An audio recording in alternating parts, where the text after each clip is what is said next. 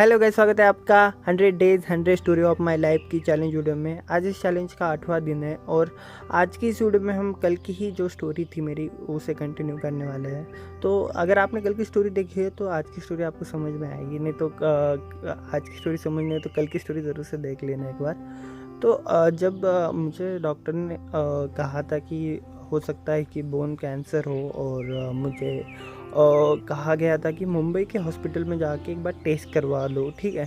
तब घर पे बहुत ऐसा था ना कि सब डरे हुए थे एंड किसी को कुछ समझ नहीं आ रहा था एक्चुअली, क्योंकि घर में पहली बार किसी को ऐसी बीमारी का लक्षण या बीमारी हुई है ऐसा कुछ हो रहा था। बिकॉज हमारे घर में सब फिट है, ठीक है, किसी को कुछ भी प्रॉब्लम नहीं आया था कभी भी, ठीक है। बीमार मैक्स टू मैक्स है ना, बुखार आना या सर्दी हो जाना, इतना ही हुआ है।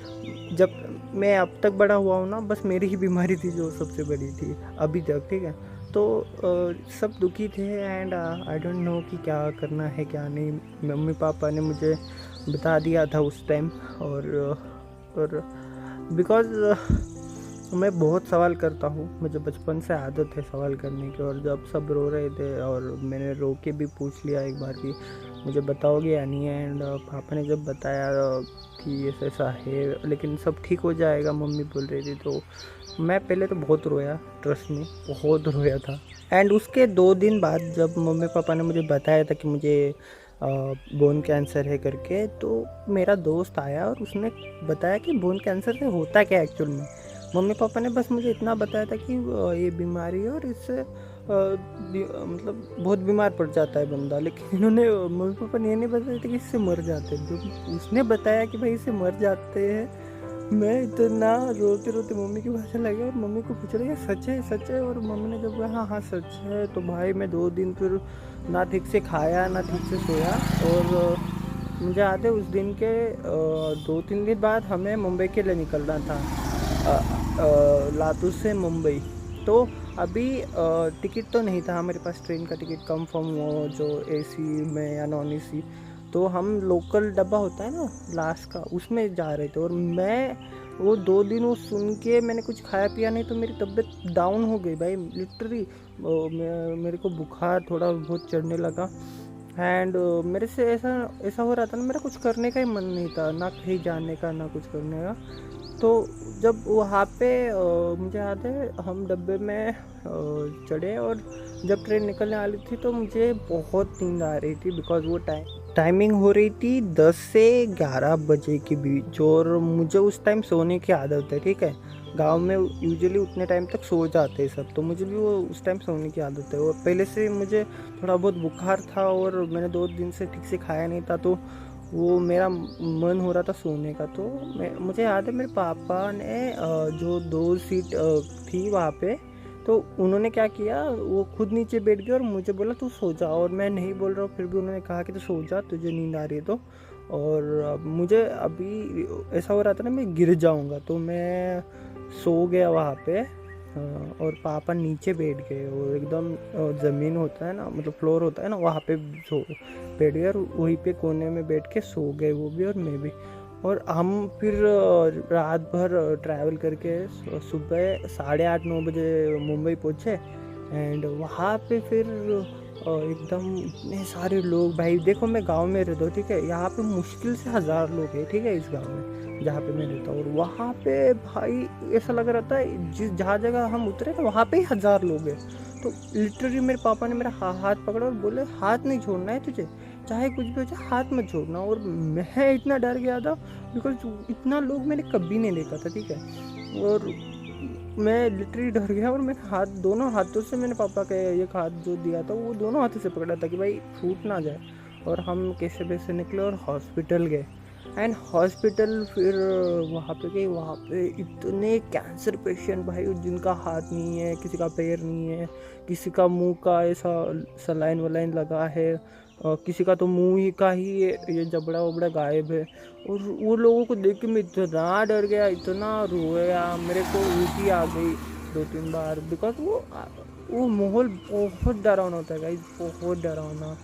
एंड वो किसी के साथ ना हो, मैं चाहता हूँ यार कभी भी किसी के साथ ना हो जो मेरे साथ हुआ था। एंड जब वहाँ पे पहुँचे तो डॉक्टर ने पहले तो कहा कि 2 दिन के बाद आपका नंबर आएगा। उनने रसीद वगैरह बनाए, तो 2 दिन हमें मुंबई में ही रुकना पड़ा और उसका पैसा लग रहा था। और मेरे फैमिली, हम मिडिल क्लास फैमिली से आते, तो घर पे उतना पैसा नहीं था। पापा ने पैसे उठाए थे बाज़ार से, ठीक है, लोगों से लेके। तो मुझे याद है कि मैं वही सोच रहा था कि ये दिन बढ़ाए जा रहे, ठीक है, 2 दिन बोला, फिर 2 दिन बोला, तो 4 दिन हो गया।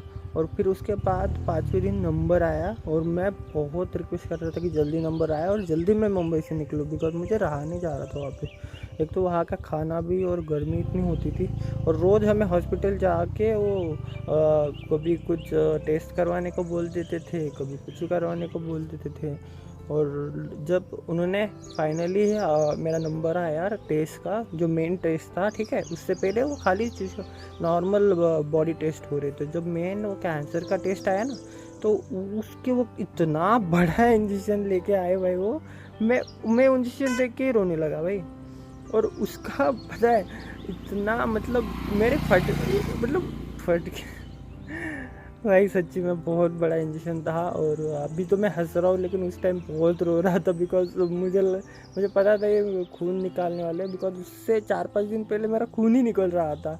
हर बार जाता थोड़ा बहुत खून निकालते यहाँ से, यार दिखा कैसे दिखाओ, तो वो देख के तो बोला कितना खून निकालेंगे भाई अभी। और फिर उन्होंने पीठ से खून निकाला था, मुझे याद है, जो मेन पीठ की हड्डी होती है ना, वहाँ से थोड़ा बहुत खून निकाला था उन्होंने।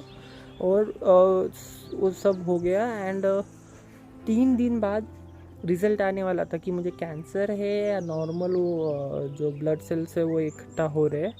उसका रीज़न जहाँ भी देखो, 2 रीज़न थे डॉक्टर ने जहाँ तक मुझे याद है कहा था कि एक तो या तो एक बोन कैंसर हो सकता है, जिसकी वजह से वहाँ पे बोन बड़ा हो रहा है और उसकी वजह से खून जम रहा है, या तो फिर नॉर्मल कुछ दूसरा, मतलब नॉर्मली वो सेल्स वहाँ पे इकट्ठा हो रहे हैं कुछ, मतलब वो होते हैं ना ब्लड शॉट कुछ तो बोलते हैं यार, मेरे को उतना याद नहीं, वो हो सकता है।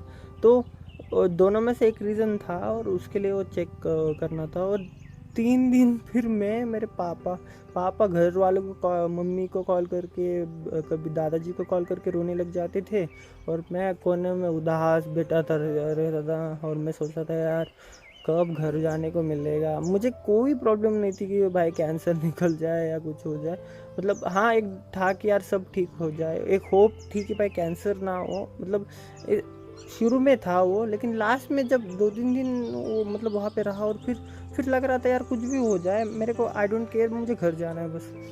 तो वो सब हुआ। एंड आफ्टर 3 डेज रिज़ल्ट आया।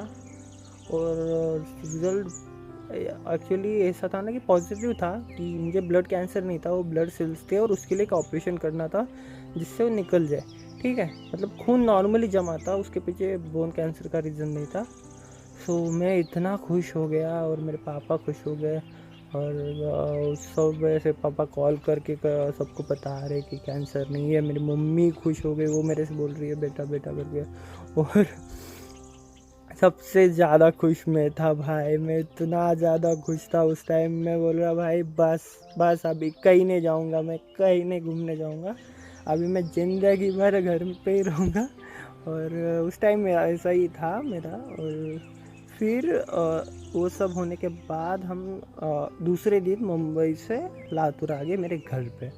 और दैट्स इट भाई। और ये मेरी लाइफ का, मैं अभी जितना खुश हूँ ना, उस समय इससे भी ज़्यादा दुखी था भाई, बिकॉज वो माहौल बहुत ख़तरनाक था यार, बहुत खतरनाक। दो यार बस दैट्स इट भाई। आज के बाद कोई सैड स्टोरी नहीं सुनाऊंगा, अच्छी स्टोरी सुनाऊंगा।